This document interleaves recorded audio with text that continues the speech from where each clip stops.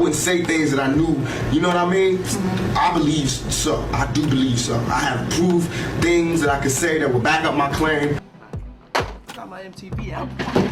Savage! I'm a savage! Oh! I am sorry, that is the game you decided to get in. That game is Bad Boy Entertainment. Photo of Diddy's ex-girlfriend Cassie Ventura since his arrest for the shocking allegations inside this 14-page indictment. Hey Cassie, how are you? How do you feel about all the allegations with Diddy going on right now? Chicago. Puff Daddy is currently facing some serious allegations that have tarnished the reputation he built for himself in the music industry and beyond. Once a close-knit circle of celebrity friends seems to be distancing themselves in the wake of these serious allegations. Well, there's a leaked VHS tape allegedly sent as an invitation to Puffy's 29th birthday back in 1998 that has further raised a number of eyebrows. So known for his love of partying, Puff Daddy has never shied away from going out and about while hosting such events, although some of his current legal troubles reportedly stem from similar gatherings. But I digress. So the nearly 6-minute long video serves both as a time capsule from the peak of the Bad Boy era and as a reminder of how far Puff Daddy, who even skipped this year's Grammy Awards and is now kind of, out of action, has slipped socially amid the investigation. So the tape, which arrived in the hands of the most powerful and glamorous players in LA and New York in a black velvet pouch with the birthday gala, November 4th, 1998 written on it in white script, features, wait for it folks, Oprah, Ellen DeGeneres, Chris Rock, Mariah Carey, Magic Johnson, Will Smith, Ben Stiller, Joan Rivers, Steven Tyler, Joe Perry, Tommy Hilfiger, Clive Davis, Ronald Perlman, Penny Marshall, Stephen Baldwin, and so many more. And they're all taking turns to hype the bash, encouraging the recipients to RSVP and to goof off for the camera. It all begins with a strange home video style skit in which Danny DeVito, lying on a sofa under a blanket, is like, "That's right, Puff Daddy's having a party, and this is Puff Daddy inviting you to come. Let's have a ball." And then the cavalcade of A-listers take turns reading from a script detailing the date and time, exactly how fabulous and expensive the affair will be, and then reading an address to RSVP to. Apparently the venue, which turned out to be Cipriani Wall Street, would be revealed later. One person refers to the "I'll Be Missing You" rapper as the legendary Puff Daddy. Some folks, including Ellen DeGeneres, tease him for his many monikers.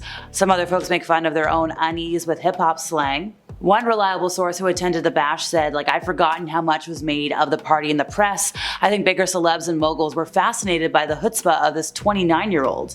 The Daily News reported that at the time the bash cost $600,000 and 1,600 people were on that list. The Observer compared it to Truman Capote's black and white ball at the Plaza, writing that while Truman's party was more for that creme de la creme of society, Puff Daddy was celebrating the kind of high-profile commercial success and notoriety that knows no bounds. So for decades, these parties were the place to be. Puff Daddy had all sorts of them. He had his annual Hamptons White Party. We had a number of blow-up birthday bashes like the one I just mentioned. There were these lavish champagne and caviar-filled soirees, and these were attended by the likes of Jay-Z, Beyonce, J-Lo, Leonardo DiCaprio, and so many more. There was chatter. Leonardo DiCaprio did step back after a snap from one of the infamous parties came to light, and a friend of his mentioned, look, he just went to a party, it wasn't that big of a deal, they weren't super close, but look, back when Leonardo showed up at Puff Daddy's white party, the music star had tagged Leonardo as the #1 person he wanted at the bash. But apparently a source close to the situation is no, Leo had no connection with Puff Daddy ever since that party in 1998. The insider made it clear that the actor was not involved in the freak-offs. Well, a source shares that they were known to be wild. Anything went to those parties. And ever since all those legal things have been coming into light this year, there's been a lot of speculation about what goes on there. There's been talks of rooms just for getting it on. There's been rampant substance use. There's been these all-night getting it on situations. Apparently, and these freak-offs were mentioned in the 14-page indictment, Victims were, given substances against their will, forced to participate in extended performances that could last days at a time with professional workers. These things took place at hotels. Now, we gotta remember that Puff Daddy did plead not guilty to the charges and has denied all claims of SA. How much or how little did his A-list guests actually see at these crazy parties? Well, a couple of celebs have not been tight-lipped. In a 2014 episode of Keeping Up with the Kardashians, Khloe Kardashian recalled hitting up a Puff Daddy bash in Las Vegas, and she's like, yeah, this party, I think half the people were like, in the nude. And when asked about what went down when somebody else attended, Ashton Kutcher was like, I got a lot I can't say. And he said that verbatim in 2019 on Hot Ones. He's like, yeah, going through my little Rolodex of stories, can't tell that one either. In 2016, Howard Stern asked Usher, who lived with Puff Daddy for a year when he was, getting a start in the industry.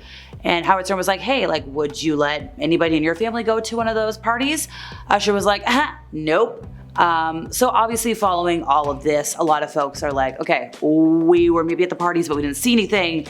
50 Cent has been very, very vocal for a very long time, being like, nope, I didn't go to those parties. It's an uncomfortable energy, which in retrospect, probably a very smart man. Puff Daddy's friend Ray J was like, I've never seen anything that's been said there. I've never been in rooms that people are talking about. I don't think they existed. A lot of people in the industry can agree with me on that sense. Now look, apparently all the unsavory behavior took place at the after parties. What happened before 2 a.m. pales into comparison to what happened at 5 a.m. There was a source who wrangled guests for these parties, and yeah, the high-profile celebs would apparently leave around 2 to 3 a.m., and that's when the party took a turn for the naughty. Folks would lose their clothes, which was apparently the signal for people to leave. That's when fun things would come out, and that's when it would turn into a bender. During an intimate discussion with Oprah, peeling away the layers of his complex life, Puff Daddy evoked curiosity by avoiding details about the origin of the Puff Daddy moniker. So this conversation was part of an interview for O Magazine, and Oprah was just casually asking. She's like, what's going on here? And Puffy was like, look, it's a nickname somebody gave me. And obviously Oprah being an interviewer, she was like, okay, but we're gonna prod here. And then Puff Daddy was like, look, I've never told anyone that. I know you get people to tell you everything, Oprah, but I can't look you in the eye and explain that one. He's like, no, we're gonna have a name change ceremony. I'm rocking with, a new moniker now. My man Biggie gave me that. So who else was at these parties? Mariah Carey, Paris Hilton were spotted enjoying the lavish and extravagant atmosphere. Going back to Usher, once again, so he was mentored by Puff Daddy. He was at a lot of these parties. He's mentioned a lot of the wild things, and he once, he kind of handed over Bieber. Other high-profile guests included music icon Diana Ross, Hollywood actor Owen Wilson, but we're gonna go back to Ashton Kutcher for a moment. Because even though he said, I can't talk about anything, and I never did anything, their friendship goes way back. In the mid-2000s, they were so close that they were like, we're the new Rat Pack, us and Jamie Foxx. So when Ashton said hey, I can't talk about a lot of this, what can't you talk about?